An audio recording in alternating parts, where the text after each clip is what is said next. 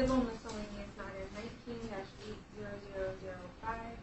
Ingrid DMCA subpoena to Reddit Inc. Counsel, please come to the podium and state your appearances. Paul D. Polidoro, representing Watchtower. Good morning, Your Honor. Good morning. Alex Moss from the Electronic Frontier Foundation, representing the DOE movement. Good morning.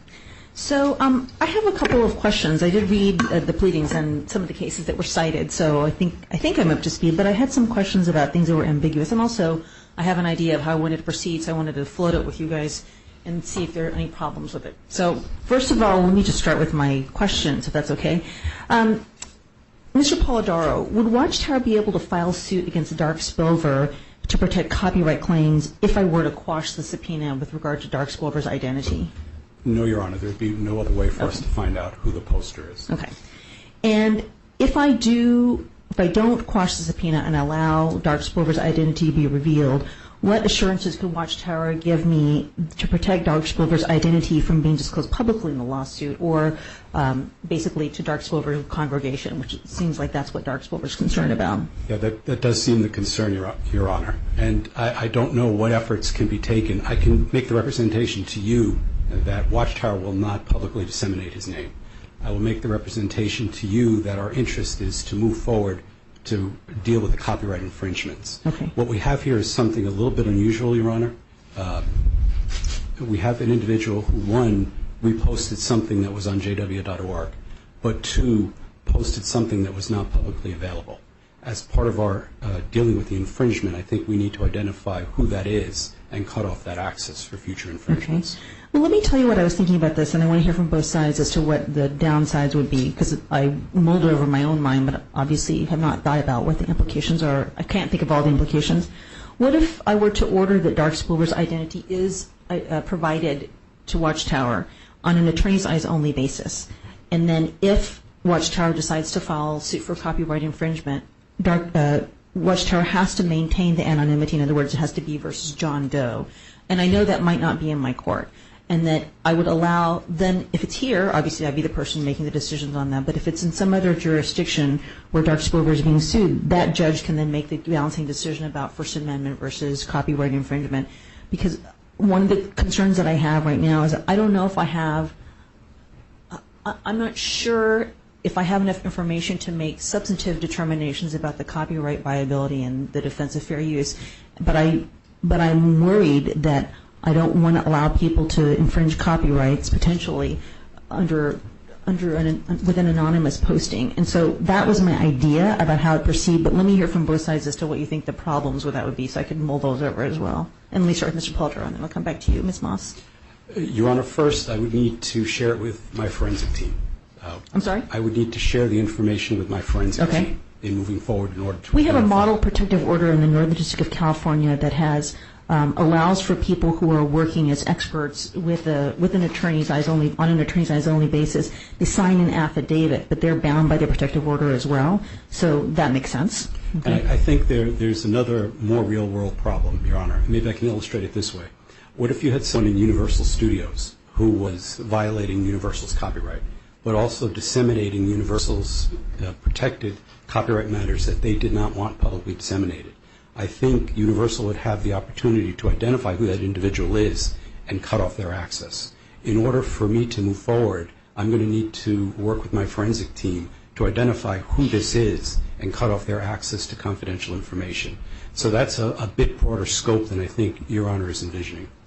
And so my idea is that if I were to allow the identity of DarkSpilver to be revealed on an attorney's eyes only basis, whoever the judge is going forward would be able to make a decision then about, okay, now you can reveal it to these people, you can reveal it to those people because you need to do something else in addition to just suing for copyright infringement. You want to cut off the access to confidential information, which seems slightly different from copyright infringement. That seems like that's not a copyright claim, because if that, in other words, you didn't register that document 2 is what I'll call it. Let's just, document 2 is the one that's, you say contains confidential information.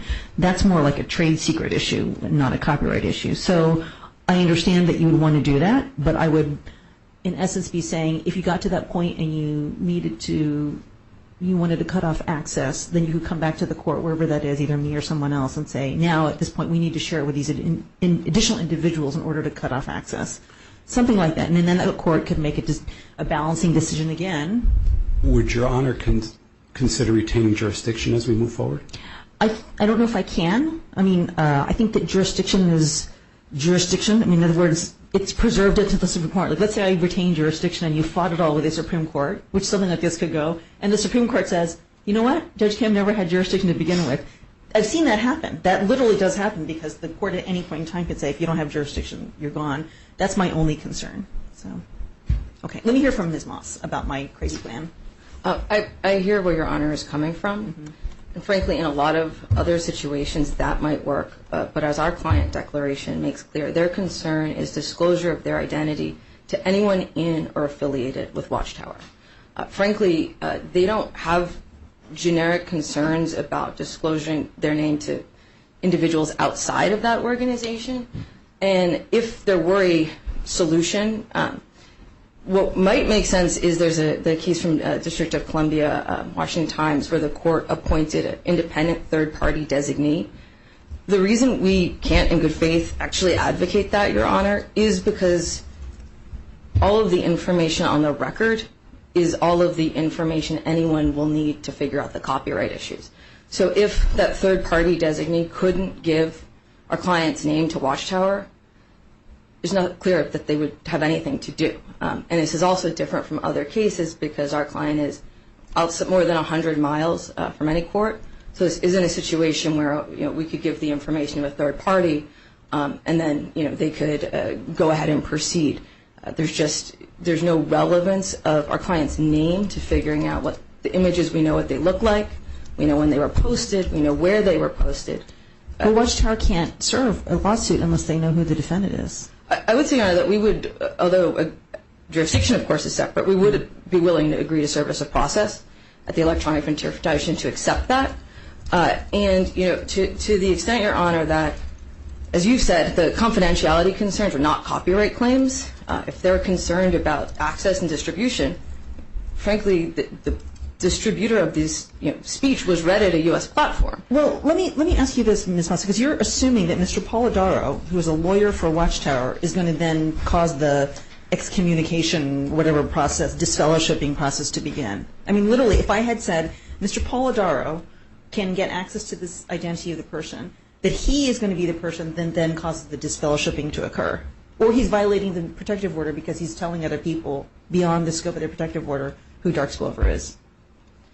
If this were any other circumstance, we'd be having a different conversation, but I can't in good faith, knowing my client's concerns, agree to a solution that wouldn't address them. Okay. That's not good enough for me, because what you're saying is that your client believes that either Mr. Polidoro is going to disfellowship or he's going to violate the protective order. Well, I think, Your Honor, our client is so afraid of their identity being disclosed, and I think it's not unreasonable to recognize that once information is disclosed, there is a risk. I've worked on cases with source code protection. You're supposed to lock the drawer. Things happen. And this isn't a situation, frankly, where we're dealing with outside retained counsel at another firm where we would know that all the information was outside the physical possession. We don't have that. I'd also say in these pleadings, they've talked about how other targets of subpoenas, whether they still belong or not to the organization. And I think that shows that information gained in these subpoenas is being connected. And in fact, given what I've heard my friends say here, I haven't heard the kind of assurance. I've heard they'll have to go back and talk to people at Watchtower. So I haven't heard the kind of assurance that you're suggesting. And, in the documents we've provided, one of the situations of disfellowshipping was someone's wife talking about them. I mean, our clients' fears are well-founded. And, again, I think the right solution would be, if that were one, would be an independent, court-appointed designee who's completely neutral where there's no concern. And I think part of that is, these are matters of religious faith and internal conscience. Okay. So, Mr. Polidoro, what is the relationship between Watchtower and the religious organization? Are they separate entities? Is there a structure? I don't know nothing about this. Can you tell me about that? Sure, Your Honor. Watchtower, Pennsylvania owns the intellectual property that Jehovah's Witnesses use. And what is Watchtower, Pennsylvania? 501c3? 501? Is it an organization? Yes. It's a tax-exempt organization. If Your Honor looked at the Watchtower versus Stratton case. That was the party in that case was Watchtower New York, which had at that time supervisory activity over Jehovah's Witnesses in the United States. So Jehovah's Witnesses use a variety of corporations to advance different aspects of their work. Watchtower Pennsylvania, who I represent, represents Watchtower's interest in intellectual property. So Watchtower Pennsylvania, what about the religious organization? Is there a separate entity that is a religious organization, or is it one and the same as Watchtower? No, it's a separate entity. Watchtower is a corporate entity, a 501c entity that holds the copyrights, Watchtower Pennsylvania, who I represent. Okay. There is a religious structure. And is that what Your Honor would like to hear about? And what's the relationship between the two? They're separate. They're separate. I work with a corporate entity. I'm one of Jehovah's Witnesses. I am a member of a religious order, and I work with them. But there's a separate religious theocratic entity. There's a governing body, which is a group of elders that oversees global activity. There's local branches. For example, in the United States, there's a U.S. branch that would oversee activities in the United States, and then there are local congregations. Okay. Who makes the decisions about disfellowshipping?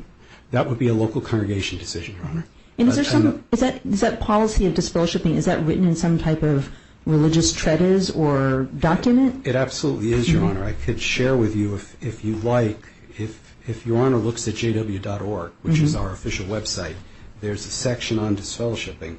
And what I can do, Your Honor, if you would like, is I can give you a current printout of jw.org, which talks about the disfellowshipping process. As long as you also give a copy to opposing counsel within a couple of days. I have one for both. Okay, great. And if I could just pass this up, Judge. Just give me one moment. That's for Your Honor. Did I give you two or one, Judge? Yes. May have given you counsel's copy also. And Judge, just so that we understand when we speak about what the disfellowshipping process is, if I might, that's a scripturally based procedure. And in the book of James, it says if someone's in spiritual trouble, go to the older men, and they will help him. If he's committed sins, it will be forgiven. They're guided by Galatians 6:1. Readjust a person in a position of mildness. That individual's relationship with God has somehow been disturbed. The local elders will meet with that individual, go over Bible principles. If an individual is engaged in some wrongdoing, then they stop, not disfellowship. The purpose of a judicial committee is not to disfellowship, it's to restore someone's relationship with God. So if you had someone who was committing theft repeatedly, the elders would meet with him or her and say, you really need to stop this behavior. If they do and they're repentant, they stay within the congregation. If they say to the elders, I don't care, I'm going to continue to break the law, I'm going to continue to break God's law, and then that's when disfellowshipping is considered. Okay. But there is a process for it. Absolutely. Okay. All right. I understand. So let me talk about the specific documents. I'm going to call the first document the advertisement. I know there's dispute about what to call it, but just for purposes of for clarity, I'm going to call it the advertisement. So with regard to the advertisement, did Watchtower register the advertisement as a separate document or as part of the November 28th issue of the Watchtower? I believe it was part of the issue of the Watchtower. Okay, great. And with regard to the document number 2, the chart, I'm just going to call that the chart, that's not copyrighted, correct? It's not registered. Okay. So, and you're claiming that there's confidential information in that? There was information that we prepared for use internally among the branches. Are you alleging a trade secret allegation against? No, Your Honor. No, Your Honor. That was a form that was created to address a ongoing matter with respect to compliance with the GDPR. Okay. And Ms. Moss, let me ask you a couple of questions. When DarkSpilver posted the advertisement, this is the document number 1, what changes, if any, or additions, if any, did DarkSpilver make to the advertisement? I just wanted to make sure I had completely understood what DarkSpilver did with the posting. So, of course, our client took a screenshot of the image. So as you can see, what we've used in our brief is that image. So you can see it's a relatively low-quality image. And they posted it in a post in Reddit, and I'm not sure if Your Honor is familiar, but Reddit's a collection of message boards. They're divided by topic, so this was the message board titled XJW, as in ex-Jehovah's Witnesses. And our client posted the image under a post that had the headline, and I'm probably going to quite get the headline of the article, not quite, but what gift should you give Jehovah? Guess what? And then if you open this up, you'd see the picture, and people commented, and I believe that's one of the exhibits Watchtower submitted. So what our client did is transform the image, not only in terms of it's a much lower resolution, non-reproducible image, but by giving it a completely new and different purpose. On the back page, that advertisement was requesting and instructing people on how to make online donations. When our client took that image and put it on a message board for self-described ex-Jehovah's Witnesses, they weren't trying to get donations for anyone. They were trying to inform and spark commentary, and specifically to point out the fact that the whole back page was being used for something that looked like an ad, and that this was a change from past practices. And that's the comment. And changing a use so that it's for purposes of nonprofit commentary, that is a classic fair use called out in the text of the Copyright Act. Okay. And so, Mr. Polidoro, if you were to allege copyright infringement against DarkSpilver, what would you say? Would you claim statutory damages, or would you claim actual harm? Statutory damages, Your Honor. And is it because you think that there's harm? There's some inherent harm in taking the document, the advertisement, and putting it in some other, posting it on some other forum? Yes, and if I may explain the harm. Watchtower, for many, many years, was a publishing concern. So in the legal arena, Watchtower asserted their freedom of press, speech, and religion. In a very short amount of time, Watchtower has now become a digital media entity. And we have not taken steps previous to this to actually enforce our copyright interests. So when I was assigned to look at this, I looked at the universe of lawlessness on the internet with respect to the theft of our intellectual property. So what we're doing now is we're taking steps to protect the channel of spiritual food, jw.org, that if someone wants to find out about Jehovah's Witnesses, they want to see our publications, they come to our website. And so in this instance, this was a wholesale use of an article on jw.org. And the only commentary were the words, guess what, with a question mark. We feel that we were entitled to do the DMCA subpoena, to proceed on copyright infringement, to proceed for statutory damages, because it will start to send a message out that Watchtower will now vigorously enforce its intellectual property rights. Okay. And what about the chart? What claim are you going to be seeking against DarkSpilver with regard to the chart? Your Honor, there's two aspects with respect to the chart. First, and I know as Your Honor knows, we can register the chart in an expeditious manner if we're going to move forward on a copyright infringement suit, so that's not an obstacle. But I think it shows a measure of willfulness that I think is an appropriate assessment for a court to make when they're considering the level of statutory damages. This was something that DarkSpilver knew was not to be disseminated to the public. It was something that something he or she obtained. I don't think the confidentiality of a copyrighted document goes to willfulness under the copyright standard, does it? Well, I think, Your Honor... Because the whole point of copyright is that it's... But I think even if we were going to produce it, we have the right of first production. And that right of first production was taken from us. Okay. Okay. So I think that's also an aspect that a court can consider in assessing damages. Okay. That's fair. Okay. Let me give each side a chance to say your last words, and then I'm going to take it under submission, because I do want to think about some of the things that's said today. What I really want to emphasize, Your Honor, are the meritlessness of Watchtower's claims based on the undisputed facts that are right now before this court, facts that won't be changed with any additional information. Everything that we've heard today confirms that this is really about trying to control the flow of information in ways the Copyright Act is not about. Copyright harm requires that the new work could somehow be a substitute or supersede the use of the original. The only theory here of any kind of market harm, which is arguably the most important factor for fair use, is this notion that people who might go to jw.org, which may add the advertisement on its face says the information is available for free there, that they would somehow instead go to Reddit. They would find the XJW subreddit. They would scroll down to find this post. And somehow that, where there's one page, would substitute for the entire magazine. That is not logical. and it's not supported. Watchtower has access to its own web logs.